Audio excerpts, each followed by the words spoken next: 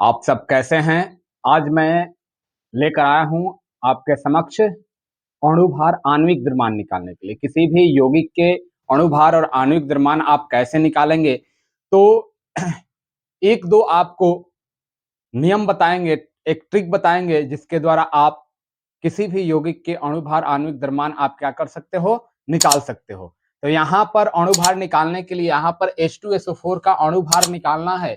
एक क्वेश्चन यहाँ पर बनता है, तो इसके लिए हम नियम बताते हैं कि H2SO4 का अणुभार निकालने के लिए यदि परमाणु संख्या सम हो, यानी किसी भी तत्व की परमाणु संख्या क्या हो, सम हो, तो 2 गुने परमाणु संख्या कर देते हैं। क्या करते हैं? 2 गुने परमाणु संख्या। यह पहला नियम हो गया।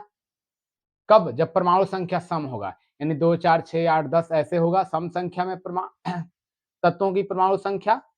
तो आपको 2 गुने परमाणु संख्या करोगे तो क्या निकल जाएगा? अणुभार निकल जाएगा। इसके बाद हम यदि परमाणु संख्या विषम हो, क्या हो? विषम हो, तो विषम के लिए 2 गुने परमाणु संख्या आप प्लस क्या कर देंगे? 1। 2 गुने परमाणु संख्या प्लस 1, यानी किसी भी तत्व का परमाणु द्रव्यमान निकलता है और यौगिक का अणुभार या आणविक द्रव्यमान निकलता है। तत्व का परमाणु द्रव्यमान और पूरे यौगिक का अणुभार या आणविक द्रव्यमान निकलता है। तो यहाँ पर अब क्या करेंगे? यदि परमाणु संख्या विषम हो, यानी 1 3 5 7 9 11 13 15 17 19 20 21 होगा, तो उसके लिए 2 गुने परमाणु संख्या प्लस 1 कर देंगे।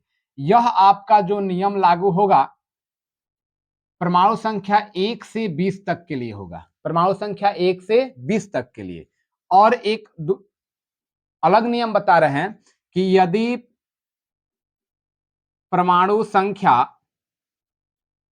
सम है, तो वहां पर 2 गुने परमाणु संख्या आप प्लस क्या करेंगे? 4। यह जो नियम होगा वह 20 के बाद, यानी 21 से 30 तक के लिए। चौथा आपका नियम कि यदि परमाणु संख्या क्या हो? विषम हो, तो इसमें 2 गुने परमाणु संख्या प्लस क्या हो जाएगा? 5। 2 गुने परमाणु संख्या प्लस 5।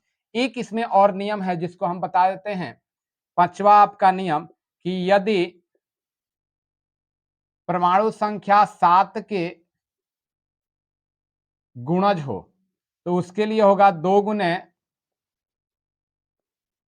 परमाणु संख्या प्लस 3। 2 गुने परमाणु संख्या प्लस 3। सबसे पहले इस नियम पर ध्यान दीजिएगा।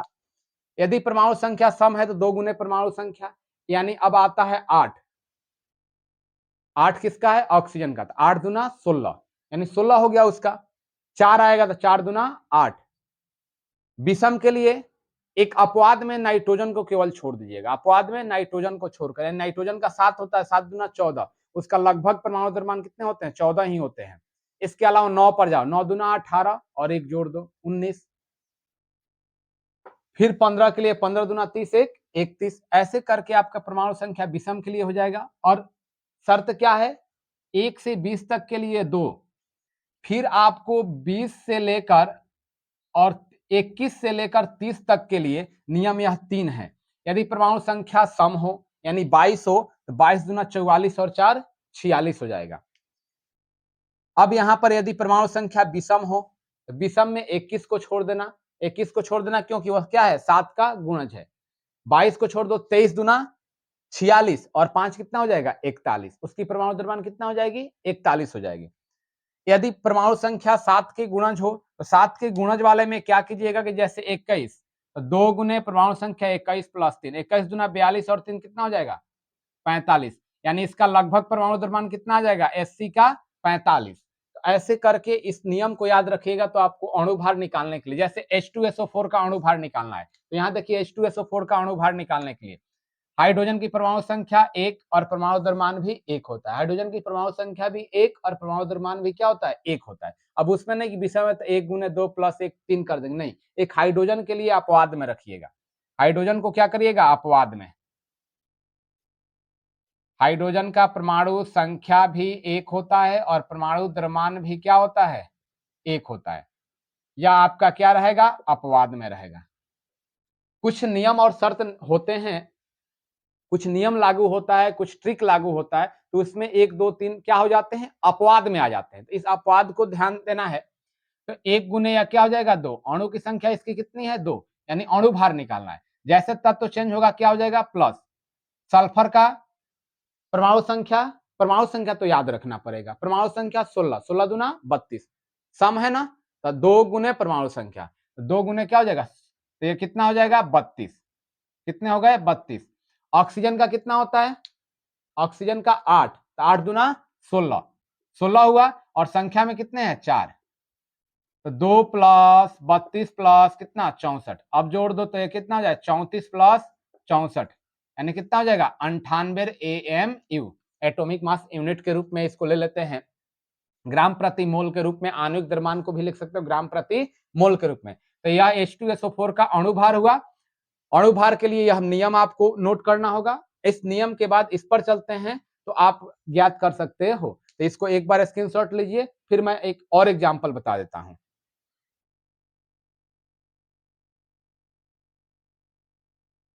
चलिए देखिए यहां पर हम दूसरा एक कोई भी यौगिक का रख कर उसका अणुभार निकाल देते हैं। जैसे हम लिख देते हैं C12 H22, अच्छा से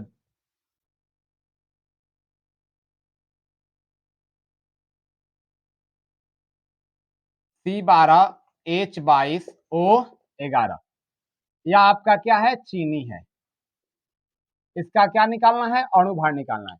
तो सबसे पहले कार्बन का देखेंगे कि परमाणु द्रव्यमान कितना हो जाएगा। तो परमाणु द्रव्यमान कार्बन की परमाणु संख्या 6, परमाणु द्रव्यमान 6 दूना 12, क्योंकि क्या है सम संख्या है। तो यहाँ कितना हो जाएगा 12, और अणु इसका कितने हैं 12। हाइड्रोजन का एक बताए कि हाइड्रोजन अपवाद में रहता है, परमाणु संख्या 1 भी, परमाणु द्रव्यमान 1 भी, तो 1 गुने 22। ऑक्सीजन की परमाणु संख्या 8, तो दूना 16, परमाणु द्रव्यमान कितना हो जाएगा 16, संख्या में कितना है 11, तो ये कितना हो जाएगा 144, 22, इसको करोगे तो 16 में 11 से गुना कर लो,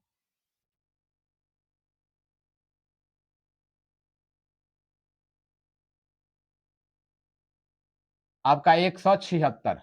अब इसको जोड़ दो, 4 2 6 6 12, 4 2 6 8 6 14, एक 342, या कितना आ गया 342, यानी चीनी का निकाल दिए हम कितना अणुभार 342। तो आपको सबसे पहले इसमें काम करना होगा, परमाणु संख्या याद होना चाहिए। परमाणु संख्या याद हो, उसके बाद इस नियम पर चले जाइए। 1 से 20 तक के लिए नियम और 21 से 30 के लिए 3 नियम है। इसको नोट कर लेंगे तो किसी भी यौगिक का आप अणुभार, आणविक द्रव्यमान आप क्या कर सकते हो, निकाल सकते हो।